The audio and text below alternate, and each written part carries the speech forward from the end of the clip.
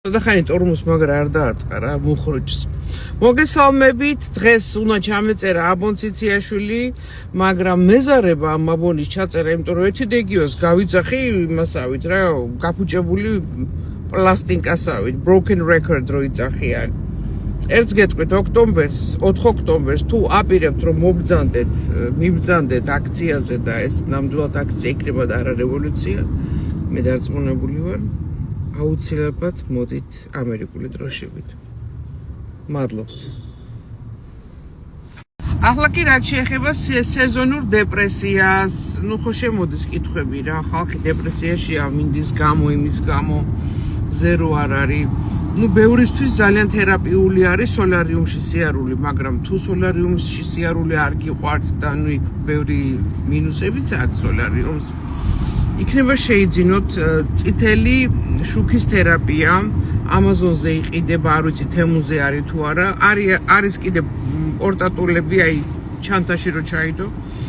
ეს red light therapy ძალიან დადებით გავლენას ახდენს მიტოქონდრიაზე და დეპრესიას ხსნის. ყველანაირი ფორმის იყიდება და უნდა გქონდეთ, დამიჯერეთ, განსაკუთრებით მათ ვისაც დეპრესიისკენ გაქვთ მიდრეკილება.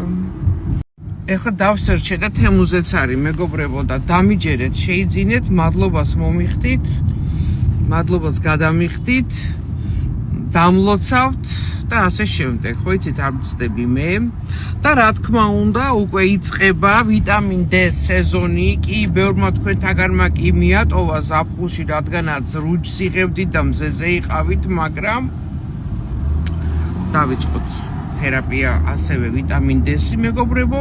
ჩვენი მიზანია რომ ვიტამინ D გქონდეს 60, არავით არის 30 და არავით არის 30-ის ქვემოთ. და კიდევ რა, მე ხა მივდივარ რომ ავიღო სისხლის ანალიზი ჩემო ძვირფასებო, იმიტომ რომ მე სამთვეში ერთხელ უნდა გადავამოწმო ჩემი ვიტამინ D, ჩემი TSH-ი, ჩემი ისა, ჩემი ესა, ჩემი.